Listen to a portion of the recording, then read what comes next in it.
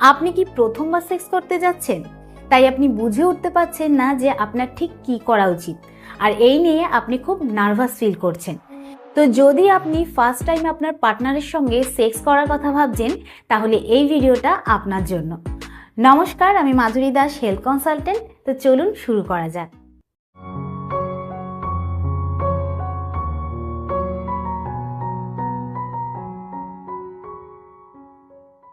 Sex নিয়ে ছেলে এবং মেয়ে দুজনারই কিন্তু অনেক ধরনের এক্সপেকটেশন থাকে বা চিন্তা ভাবনা থাকে।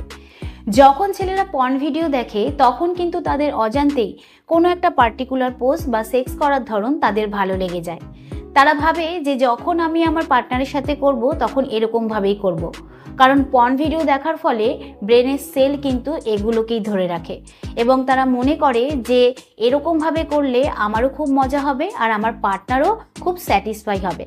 কিন্তু বেশিরভাগ ক্ষেত্রে আমরা এটা ভেবে দেখি না আমার পার্টনারও কি এরকমভাবে করতে রাজি হবে। তো এই নিয়ে আমরা লজ্জায় বা ভয়ে কারোর সাথে আলোচনা করতে পারি না। এর ফলে কিন্তু আমরা বুঝে উঠতে পারি না কোনটা ঠিক আর কোনটা ভুল। তাই প্রথমবার সেক্স করার সময় হতে পারে যে আপনি এতদিন ধরে যে ইমাজিনেশন করে রেখেছিলেন তার ঠিক উল্টোটাই হচ্ছে।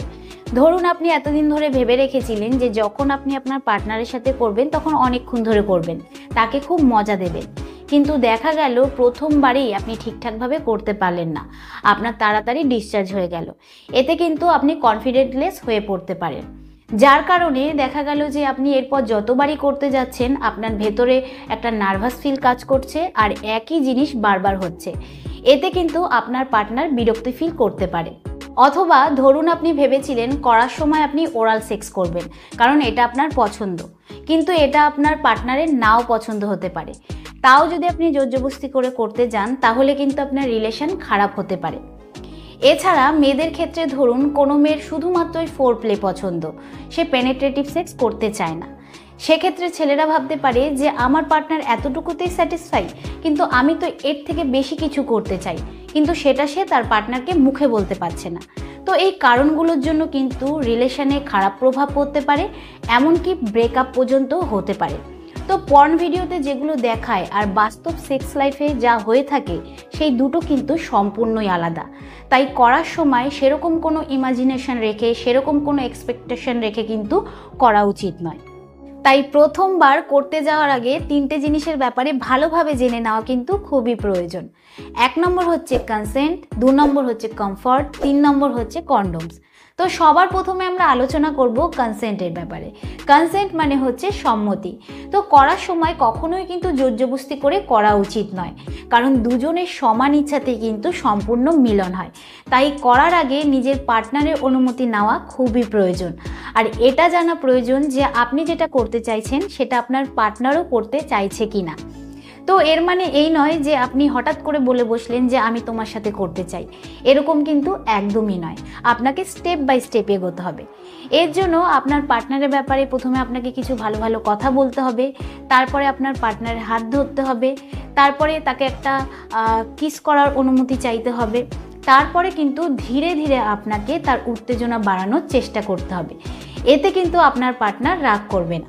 তো অনেক সময় অনেকের সাথে সেক্সুয়াল অ্যাসল্ট হয়ে থাকে, মানে ইচ্ছার বিরুদ্ধে করা হয়ে থাকে।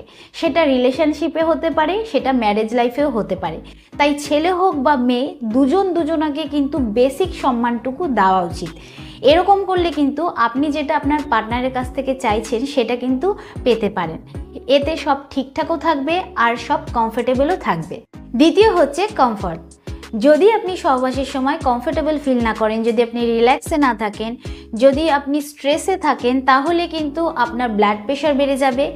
এতে কিন্তু আপনার শরীরে যে ব্লাড ভেসেলগুলো রয়েছে সেগুলো কিন্তু রিল্যাক্স হতে পারবে না। এই কারণে আপনার লিঙ্গ ঠিকঠাক করে দাঁড়াবে না আর আপনার সহবাসের সমস্যা তৈরি করবে। কিন্তু যদি আপনি রিল্যাক্সে থাকেন, কমফোর্টেবল থাকেন, তাহলে কিন্তু আপনার লিঙ্গে ইরেকশন এরকমভাবে আসবে, মানে উত্থান এরকমভাবে আসবে যে আপনার ব্লাড ভেসেলগুলো ওপেন হয়ে যাবে আর আপনার লিঙ্গে অনেক ব্লাড জমা হয়ে যাবে আর সেগুলো সেখানেই ট্র্যাপ হয়ে যাবে। তো এতে কিন্তু লিঙ্গ শক্ত হয়ে যায়, লিঙ্গ দাঁড়িয়ে যায় আর সহবাসে কোনো রকম সমস্যা হয় না। তাই সব সময় আপনাকে কমফোর্টেবল থাকতে হবে এবং রিল্যাক্সে থাকতে হবে। আর মেয়েদের ক্ষেত্রে তাদের যে পেলভিক ফ্লোর রয়েছে মানে ভ্যাজাইনার ওপেনিং রয়েছে সেটা টাইট হয়ে যায়, কারণ স্ট্রেসের কারণে বডির মাসেলগুলো টাইট হয়ে যায়। তারই সঙ্গে মেয়েদের পেলভিক ফ্লোরও কিন্তু টাইট হয়ে যায়, আর এতে সেক্স পেনফুল হতে পারে। আর এরই সঙ্গে মেয়েদের ভ্যাজাইনা যখন নর্মাল অবস্থাতে থাকে তখন কিন্তু চ্যাপ্টা হয়ে থাকে এবং এরমভাবে টাচ হয়ে থাকে, কিন্তু যখন মেয়েরা উত্তেজিত হয় তখন কিন্তু মেয়েদের ভ্যাজাইনা একটু ফাঁক হয়ে যায় এবং ভেতরে অনেকটা স্পেস তৈরি করে, কারণ ব্রেনের রিয়াকশান হয় যে পেনিস মানে লিঙ্গ ভেতরে আসতে চলেছে, এবং তখনই কিন্তু মেয়েদের প্রাইভেট পার্ট থেকে লুব্রিকেশন বের হয়। তৃতীয় হচ্ছে কন্ডোম। সহবাসের সময় কন্ডোম ব্যবহার করা কিন্তু খুবই জরুরি, কারণ আপনি কখনোই চাইবেন না প্রথমবার সহবাস করেই আপনার বাচ্চা হয়ে যাক। তো কন্ডোম এমন একটা জিনিস যেটা কিনা আমাদের আনওয়ান্টেড প্রেগনেন্সির হাত থেকেই বাঁচায় না, এটা কিন্তু সেক্সুয়াল ট্রান্সমিটেড ইনফেকশনের হাত থেকেও আমাদেরকে বাঁচায়। সেক্সুয়াল ট্রান্সমিটেড ইনফেকশন মানে হচ্ছে সেক্সের দ্বারা ছড়ানো ইনফেকশন, যেরকম HIV, STIs, HPV। তো আপনি ওরাল সেক্স করুন বা ভ্যাজাইনা সেক্স, আপনাকে কিন্তু কন্ডোম ব্যবহার করতেই হবে, কারণ STI কিন্তু যে কোনোভাবেই ছড়াতে পারে। তো কন্ডোম আপনাকে ঠিকঠাকভাবে ব্যবহার করতে হবে, না হলে কিন্তু এটা কাজ করবে না। কন্ডোম ঠিক কিভাবে ব্যবহার করতে হয় এই নিয়ে আমার একটা ভিডিও রয়েছে, ডেসক্রিপশানে লিঙ্ক দেওয়া রয়েছে, চাইলে আপনারা দেখে নিতে পারেন। তো ভিডিওটা কীরকম লাগলো অবশ্যই কমেন্টে জানাবেন। আজকের মতন এতটুকুই, আবার দেখা হবে পরবর্তী ভিডিও নিয়ে। নমস্কার।